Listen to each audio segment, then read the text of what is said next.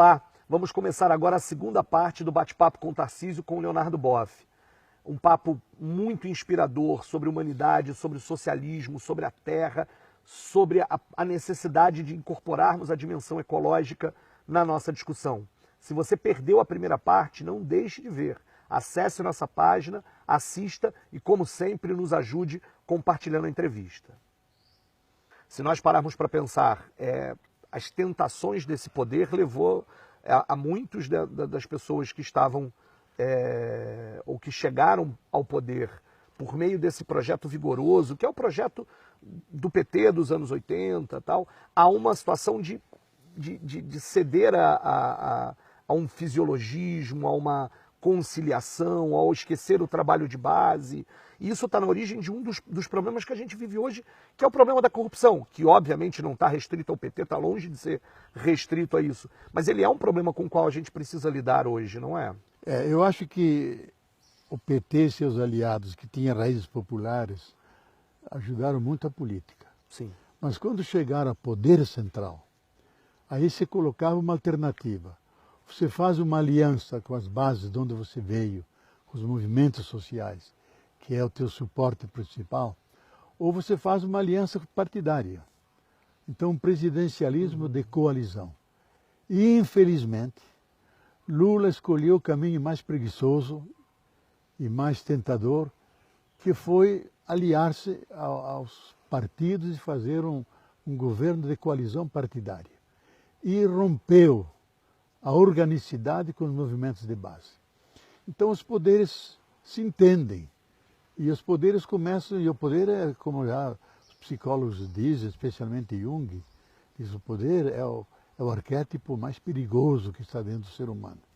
Porque te dá a impressão de divindade, você tem poder de decidir o destino de uma pessoa, transfere para cá, muda as coisas. Então, infelizmente, o poder no PT, especialmente a partir do segundo turno, do segundo governo Lula, houve essa contaminação, corrupção interna, porque o poder ficou sendo não um instrumento de transformação, mas um objetivo em si mesmo, permanecer no poder, com as vantagens que todo poder dá. E são vantagens perigosas, porque estão ligadas a privilégios, a situações boas de vida, você estende a mão, tem um servidor que te ajuda, você quer sair, tem um cara à disposição, mil coisas que o poder cria para tornar refém as pessoas. E o PT caiu nessa tentação e nunca fez a autocrítica disso para a sua vergonha. Portanto, acho que nós concordamos que o golpe não resolve os problemas, ou seja, o golpe piora os problemas apontados nessa história. Eu acho que a gente precisa falar disso. Com todas as contradições, o governo que se sucede, que é o governo do PMDB, no lugar de, como algumas pessoas acabam pensando, de tentar resolver esse problema, na verdade ele os aprofunda, né? E parte de um princípio ainda pior. Foi a estratégia dos grupos conservadores, dos neoliberais. A estratégia deles foi aproveitar a fraqueza do PT, a crise mundial que repercutiu no Brasil, para retomar o projeto perverso, neoliberal, capitalista, que é dar os grandes privilégios ao mercado à custa do Estado.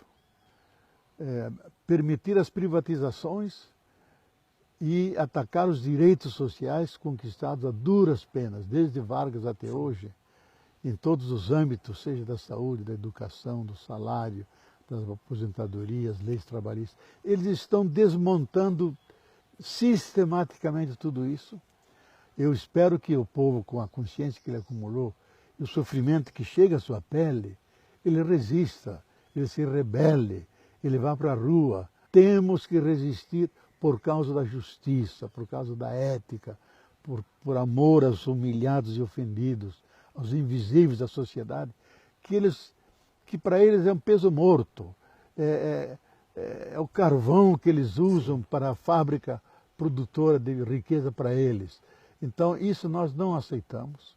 Nós todos esperamos que não, precisamos resistir a essas reformas, precisamos resistir a esse processo de expoliação que do qual nós estamos vendo apenas o início, né, de um processo mais amplo. Leonardo, eu queria te perguntar uma coisa sobre um debate que você vem trazendo já há algum tempo, sobre a relação entre a ecologia e a teologia, sobre a necessidade do cuidado e sobre mas principalmente sobre essa questão da dimensão ecológica que o debate político precisa ter hoje, né? Estamos diante de uma encruzilhada da humanidade, né? De uma ameaça real de destruição do planeta, se essa dimensão ecológica não fizer parte das nossas propostas políticas mais amplas. Fala um pouco disso para a gente.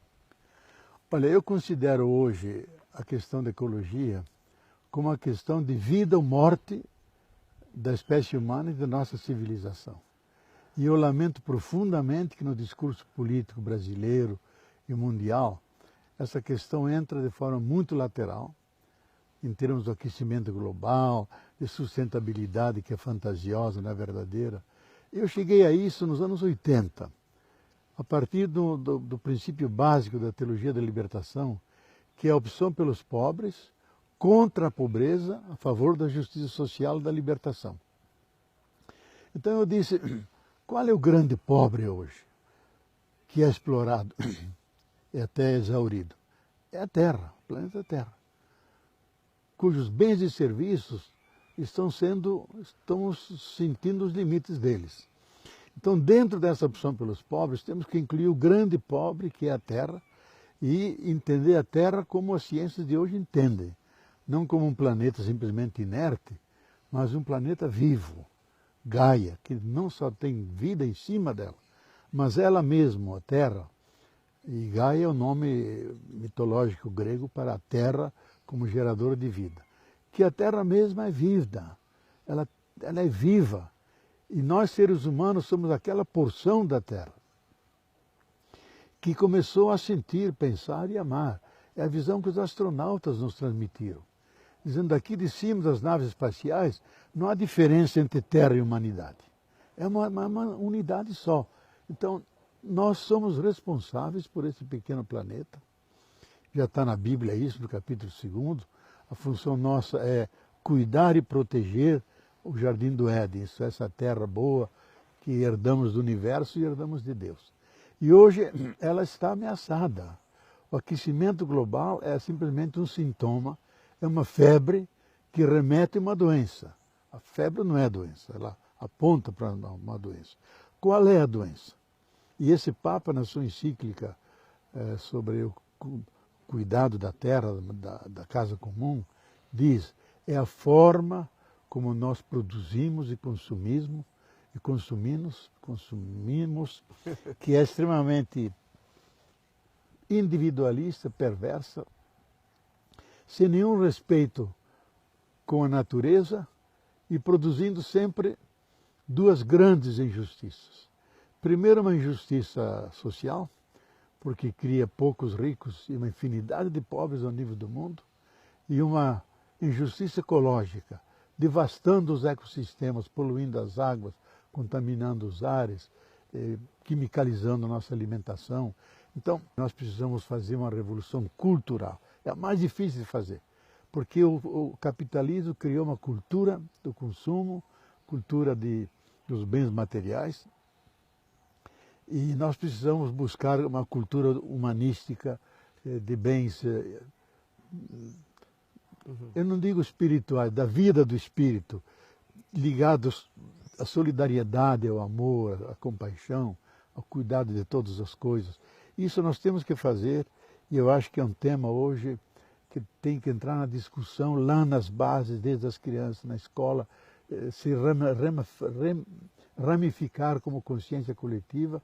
Caso contrário, nós não vamos ter futuro, porque a Terra poderá ser implacável para conosco. Isso é impressionante porque essa dimensão ecológica tem muito a dizer também a nós socialistas, ou seja, no sentido de que o socialismo real existente no século XX também cuidou pouco, né? Pensava numa lógica de um desenvolvimento muito acelerado e numa perspectiva de que o desenvolvimento era a dimensão correta, mesmo que a partir de uma perspectiva de socialização dos bens, ainda pensava a terra como, como esse recipiente do qual retiramos recursos e produzimos riquezas infinitamente.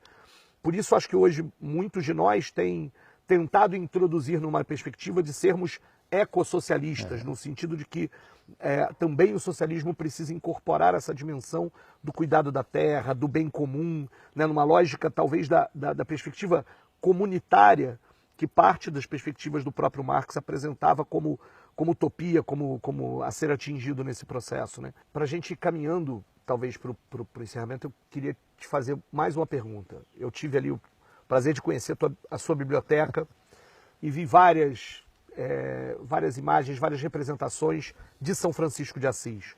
O quanto São Francisco é importante nessa perspectiva como inspiração, nessa lógica do convívio com os animais, com a cosmologia. Como é que é isso? Fala um pouquinho para a gente.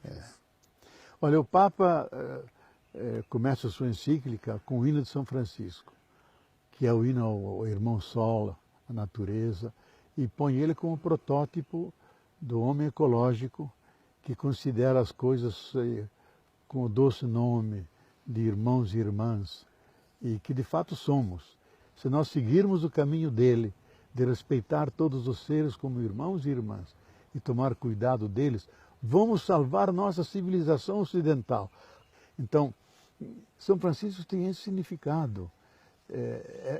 É mais do que um nome. E o Papa Francisco, mais do que um nome, é um projeto. Projeto de sociedade que dialoga, aberto a todo mundo.